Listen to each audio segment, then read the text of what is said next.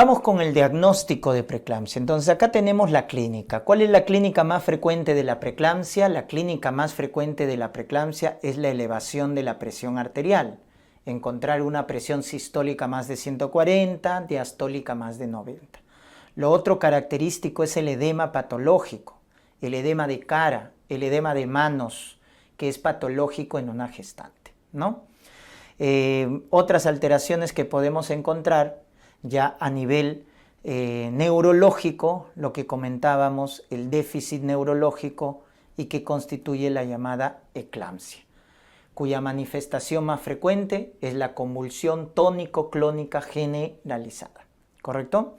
Muy bien, en el feto se produce RCU, un RCU de tipo asimétrico, el tipo 2, o puede llevar incluso hasta el óbito, ¿verdad? Hasta el óbito. La orina espumosa, producto de la proteinuria. Y así, podemos ir enumerando las fallas orgánicas, falla renal, falla hepática, falla pulmonar, porque finalmente, producto de la disfunción endotelial, la preeclampsia puede llevar a todas esas complicaciones.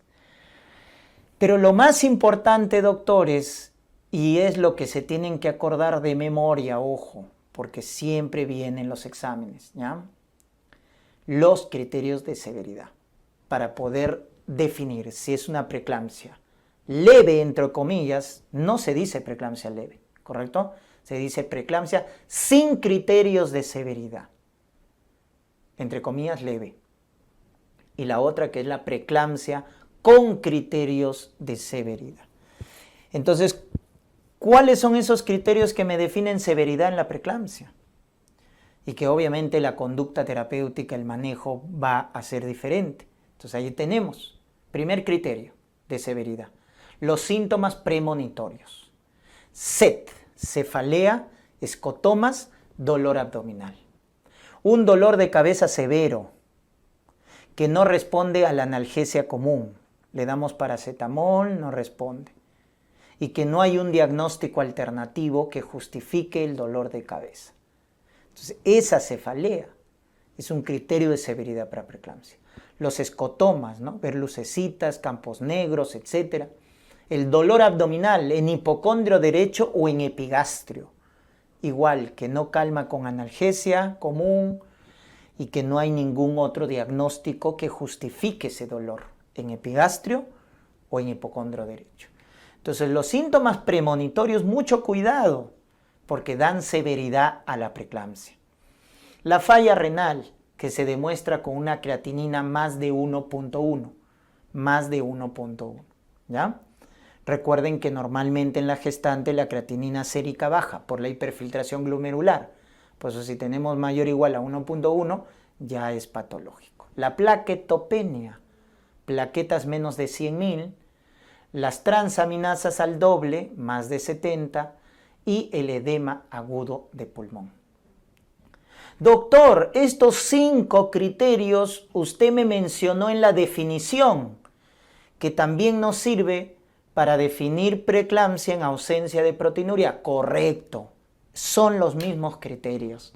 Qué bueno que te hayas dado cuenta. Estos 5 criterios que constituyen falla orgánica tienen 2 utilidades. Definirte preeclampsia en ausencia de proteinuria y decirte que la preeclampsia es severa. Por lo tanto, doctores, por favor, tienen que memorizarse, recordar estos 5 criterios, por la doble utilidad que tiene, definición y pronóstico. Entonces, muy importante. Doctores, ¿hay más criterios de severidad? Sí, le vas a aumentar a estos 5, que ya los conocías desde la definición, uno más, la elevación de presión, más de 160 la sistólica, mayor o igual, o la diastólica mayor o igual a 110. Entonces, cuando la presión también está muy elevada, es criterio de severidad, 160, 110.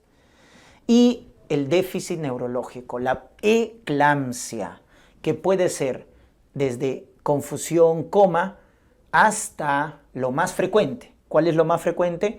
Convulsión tónico-clónica generalizada. Entonces también la eclampsia ya es criterios de severidad. Esos son los 7 criterios de severidad. Estos son los 7 criterios que si en un caso clínico, en un contexto de preeclampsia, gestante más de 20 semanas, presión elevada, proteinuria, te van a decir que la preeclampsia es severa. Tienes que tenerlo en cuenta, ¿ya?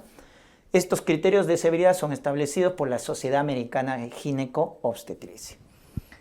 Doctor, la proteinuria severa, el RCU, la hipoxia fetal, óbito, ¿constituyen criterios de severidad? No, según la Sociedad Americana no, ¿ya?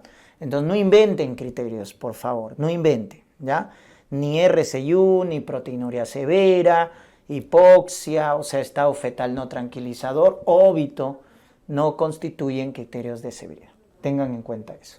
Muy bien. Luego tenemos las complicaciones. En las complicaciones, algo bien particular de la preeclampsia es el famoso síndrome de Hell. Y acá te tienes que acordar la triada del síndrome de Hell, que viene a ser la anemia hemolítica microangiopática, que lo puedes demostrar, como ves acá en el frotis de sangre, por los esquistocitos.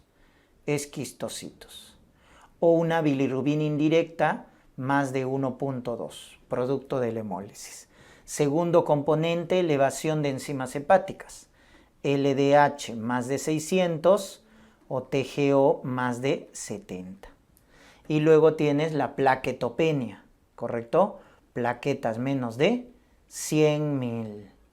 Entonces, el síndrome de Hell es una complicación que se puede presentar dentro de una gestante con preeclampsia.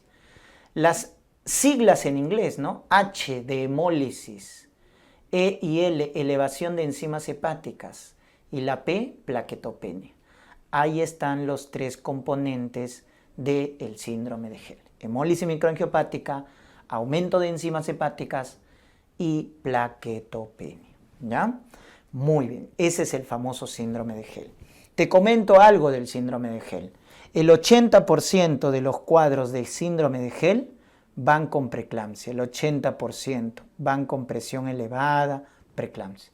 Pero ojo, hay un 20% del síndrome de Hell que va con presión normal. Hay que tenerlo en cuenta. ¿Estamos? O sea que un porcentaje bajo puede ir con presión normal. La mayoría, lo más frecuente, es que vaya con preeclampsia. Por eso cuando tengas un caso clínico de preeclampsia y te dan estos datos de hemólisis, plaquetopenia o aumento de enzimas hepáticas, entonces ya es una preeclampsia con síndrome de Hell, ¿no? Es lo más frecuente, que se asocien en un 80%. ¿Estamos? Su síntoma premonitorio característico del síndrome de Hell es el dolor abdominal. Cuando tengamos entonces una gestante con dolor abdominal, mucho cuidado, hay que buscar síndrome de Hell, porque es su síntoma premonitorio característico. A diferencia de la eclampsia, en la eclampsia su síntoma premonitorio característico es la cefalea por el vasoespasmo cerebral.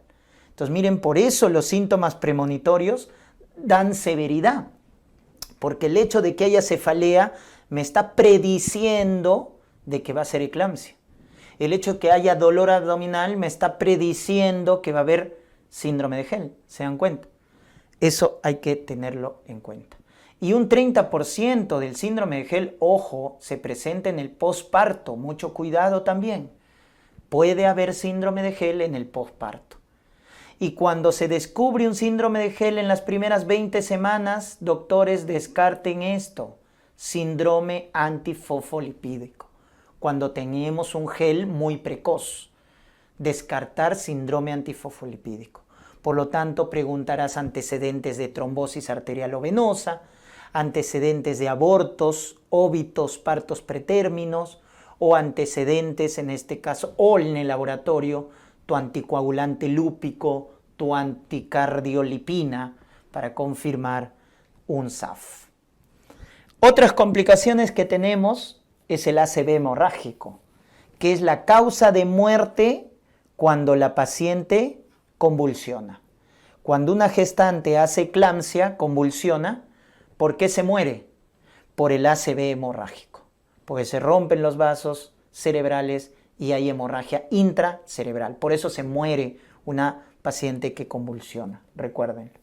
La insuficiencia renal y también a nivel del feto, recordemos el RCU, ¿no? El RCU de tipo asimétrico o tipo 2 por la insuficiencia placentaria. Y así podemos enumerar más complicaciones: la prematuridad para el feto, coagulación intravascular diseminada, falla hepática, rotura hepática, etcétera, producto de la preeclampsia.